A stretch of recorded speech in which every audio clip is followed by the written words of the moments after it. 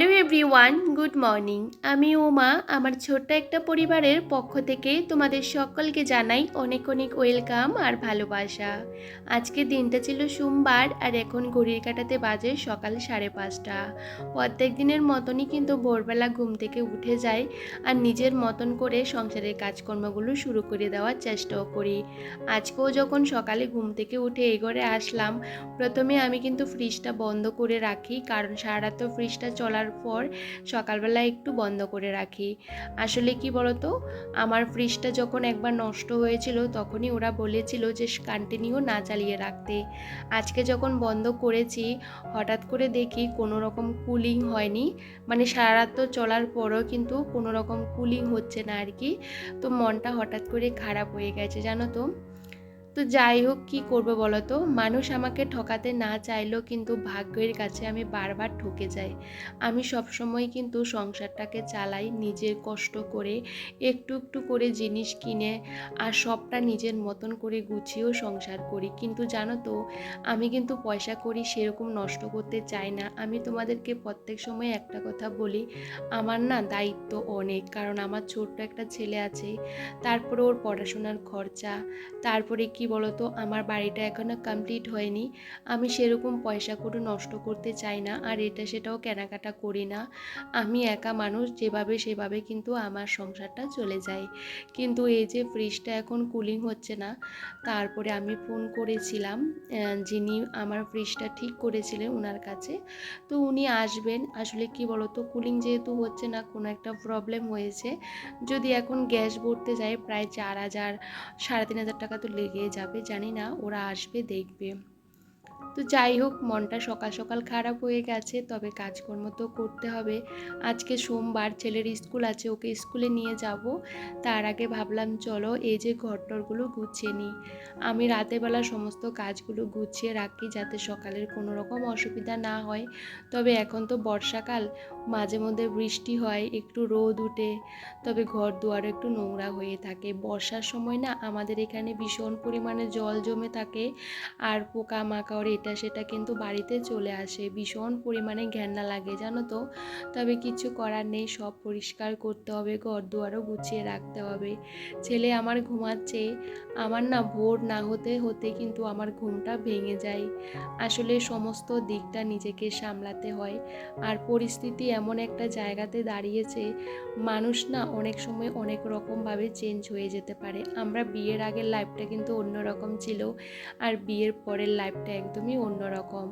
যখন সংসারের নানা কাজ চিন্তা ভাবনা যখন মাথার মধ্যে ঘুরপাক খায়, তখন দেখবে এক ফোঁটাও কিন্তু সময় নষ্ট করতে ইচ্ছে করে না। ঘুমটা ভেঙে যাবার পর না আমি আর শুয়ে থাকতে পারি না, আর সে কারণে উঠেও পড়ি, ভাবি যে উঠে পড়লে নিজের সংসারের কাজগুলো তাড়াতাড়ি কমপ্লিট করে নিতে পারবো। সারাটা দিন এক ফোঁটা সময় পাই না, কি করে যে সময়টা চলে যায় বুঝতেও পারি না। তো যাই হোক বন্ধুরা, এদিকে তোমাদের সাথে কথা বলতে বলতে আমি কিন্তু ওই ঘরটা ভালো করে গুছিয়ে নিয়েছি, আর রান্নাঘরটা ভালো করে পরিষ্কার পরিচ্ছন্ন করে প্রত্যেকটা দিনের মতন তারপরে কিন্তু এই যে বাইরের জায়গাটা এখন ঝাড় দিয়েছিলাম। আসলে এই জায়গাটার মধ্যে বালি দেওয়াতে জায়গাটা এখন কিন্তু সেরকম কেঁচু মাটিও উঠায় না, আর বৃষ্টি আসলে কি বলতো, কাদা কাদাও হয় না। ভাবলাম এই পর্ষানের মধ্যে কিছু বালি দিয়ে দেব, কারণ আরও কিছুটা বালি আছে, এক বস্তা। আসলে আমার বাড়িতে যখন কাজ করানো হয়েছিল তখন বালিগুলো আমি বস্তা ভরে ভরে রেখেছিলাম।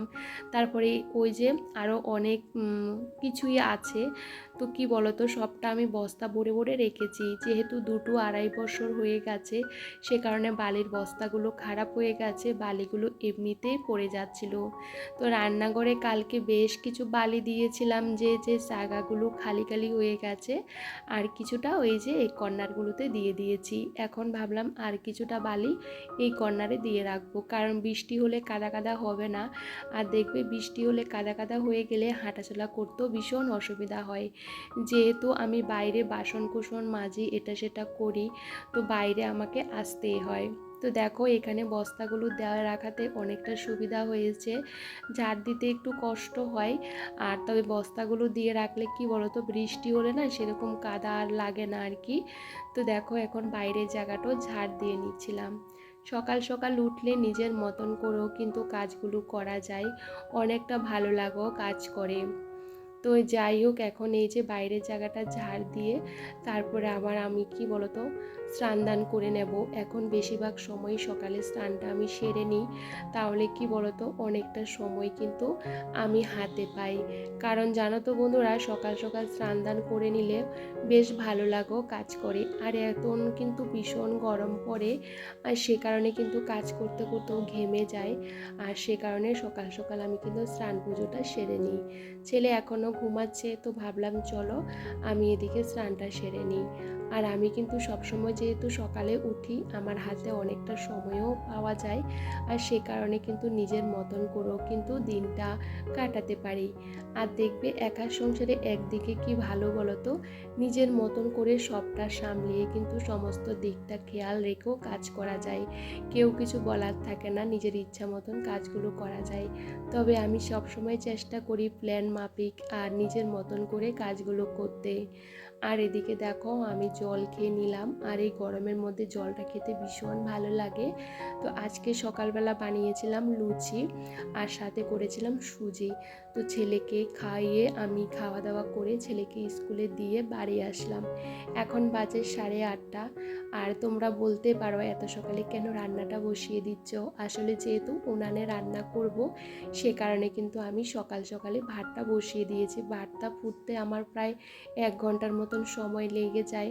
তার মধ্যে কি বলতো, ওই যে একটা একটা করে রান্না করতে সময় লাগবে, তার মধ্যে আমি ঘর দুয়ার গুছিয়ে নেব, আর যে কাজকর্মগুলো বাকি রয়েছে সেগুলো করে নেব। আর এদিকে ছেলেকে স্কুলে দিয়ে আসার পথে আমি কিছু জিনিসপত্র নিয়ে এসেছি, যেগুলো আমার ঘরে লাগবে, যেরকম ওই যে আটা, মুড়ি, আলু, চিনি, তারপরে ছেলের ম্যাগি, বিস্কিট, এই সমস্ত জিনিসপত্র টুকিটাকি তো সংসারে অনেক কিছুই লাগে। আর জিনিসপত্রের কিন্তু দামটা দিন দিন বেড়েই চলেছে জানো তো। যখনই বাজার করতে যাই, যখনই দোকানে যাই, কোনো একটা জিনিস কিনতে গেলে না ব্যাগ ভর্তি হয় না, কিন্তু টাকা অনেক চলে যায়। তবে কিছু করার নেই, খেতে হবে, কিনতে হবে, সবটা করতেই হবে। সব সময় হিসাব করে চলার চেষ্টা করি, যদি একটু সেভ করতে পারি। যাই হোক, ছোট্ট একটা বাচ্চা থাকলে আমাদের সংসারে অনেক কিছুই লাগে। আমরা কিন্তু দেখবে এটা সেটা দিয়ে খেয়ে নিতে পারি, কিন্তু বাচ্চাকে কখনো এভাবে সেভাবে রাখা যায় না। একটা সময় পর না আমরা মেয়েরা একদম পরিবর্তন হয়ে যাই। সময়ের সাথে সাথে আমাদের কিন্তু অনেক সময় অনেক পরিস্থিতি মানিয়ে নিতে হয়, আর সমস্ত পরিস্থিতি মানিয়ে কিন্তু আমাদের সংসার করতে হয়। সংসার জীবনটা যতটা সহজ ততটা কিন্তু কষ্ট। একটা সংসারে থাকতে গেলে অনেকটা কষ্ট পরিশ্রম করতে হয়, না হলে জীবনে কখনো সফলতা অর্জন করা যায় না। অনেকটা ভাগ্য হলে বা ভাগ্যবান হলে কিন্তু বিয়ের আগে সমস্ত কিছু যদি গোছানো পরিপাটি থাকে তাহলে তো ভালো। আর বিয়ের পর যদি নিজে হাতে একটু একটু করে করতে হয়, তাহলে কি বলতো অনেকটা কষ্ট করে কিন্তু সবটা করতে হয়। আমি বিয়ের পর না সেরকম কোথাও ঘুরতে যাইনি, কোথাও সেরকম যাইনি বলতে পারো। কিন্তু সব সময় ওই যে সংসারের মধ্যে পড়ে আছি, সব সময় ভাবি সবটা করি, বাড়িঘরগুলো কমপ্লিট করি, এই কাজটা আগে করি, তারপরে ঘুরতে যাব। একটা সময় পর মনে হয় যে সময় থাকতে যদি আমরা না ঘুরি, না আনন্দ করি, না ফুর্তি করি, তাহলে কবে করব। কিন্তু ওই যে মাথার মধ্যে একটাই চিন্তা ঘুরপাক খায়, যে না কোথাও গেলে তো পয়সা খরচা হবে, সে পয়সাগুলো ওই যে সংসারের মধ্যে লাগাবো। এই করে করে না আর ঘোরা হয় না, সময়টা কিন্তু এভাবে করে করে চলেও যায়। আমার বিয়ের আজকে 6 বছর হয়ে গেছে, সেরকম আমরা কোথাও কিন্তু ডিনারও করতে যাইনি, কোথাও ঘুরতেও যাইনি। কিভাবে যে 6টা বছর কমপ্লিট হয়ে যাচ্ছে আমরা বুঝতেও পারিনি। তবে যাই হোক, একটা মেয়েকে কিন্তু অনেক পরিস্থিতির মধ্যে মানিয়ে গুছিয়ে সংসার করতে হয়। আমরা চাইলে তো আর সব কিছু সম্ভব না, তবে ভগবানের আশীর্বাদ থাকলেই সবই একদিন হবে। কিন্তু ওই যে জীবনে দেখবে ছেলে মেয়েকে মানুষ করতে গেলে সংসারটাকে ভালোভাবে গোছাতে জানলে না, এই যে বিলাসিতার কথা বাদ দিয়ে রাখতে হয়। না হলে কি বলতো, বিলাসিতা যদি করতাম তাহলে কখনোই কিছু করতে পারতাম না। আমার সংসারে কোনো রকম কিছুই ছিল না, একটা হাঁড়ি পাতিল কিছুই ছিল না। সেই সংসারে আমি একটা একটা করে কিন্তু করছি। এখনও আমার অনেক কিছু করার বাকি রয়েছে, আগামীতেও অনেক কিছু করতে হবে। যাই হোক, তোমাদের সাথে কথা বলতে বলতে এদিকে ঘরটরগুলো গুছিয়ে নিয়েছি। যদিও বা ছেলে যেহেতু দেরি করে ঘুম থেকে উঠে ওকে খাইয়ে স্কুলে পাঠিয়ে তারপরে কিন্তু ভাতটা বসিয়ে দিয়েছিলাম। এদিকে আমি বেডরুমটা গুছিয়ে নিয়েছি, তারপর এদিকে ভাতটা হয়ে গেছে। ভাতের মধ্যে বেশ কিছু ভেন্ডি দিয়ে দিয়েছি। আমার না ভেন্ডি সিদ্ধ খেতে ভীষণ ভালো লাগে। গাছে তো হয়, তো ভেন্ডি গাছগুলো তুলে নিই, যেহেতু ভেন্ডি ধরে, তো শুধু বেগুন গাছগুলো তুলে ফেলে দিয়েছি। আর আজকে কিন্তু ছেলেকে স্কুলে নিয়ে যাওয়ার আগে সবজিপাতি সমস্ত কিছু কেটে রেখে দিয়েছিলাম। দেখবে সকালবেলা উঠলে না সময়টা অনেকটা পাওয়া যায় দেখবে। আর সকালের কাজগুলো কিন্তু অনেকটা তাড়াতাড়িও করে নেওয়া যায়, একটু বেলা করে উঠলে কিন্তু কাজগুলো করতে অনেকটা দেরি হয়ে যায়। তো এখন যেহেতু বর্ষাকাল আর আমার যেহেতু বাড়িতে কিছুটা জ্বালানি রয়েছে, তো ভাবলাম জ্বালানিগুলো কোথায় রাখবো, রান্না করে নিই। এই যে উনানে কিন্তু আমি চটজলদি রান্নাটাও সেরে নিয়েছি। আজকে করছি হচ্ছে পুঁই শাক দিয়ে মিষ্টি কুমড় দিয়ে রান্না করেছি, যেটা খেতে আমি ভীষণ পছন্দ করি। আর গাজর আর আলু ভাজি করেছি, যেটা আমার জন্যই রান্না করেছি। আর ছেলের জন্য কি বলতো, মাছ আর ডাল করেছি।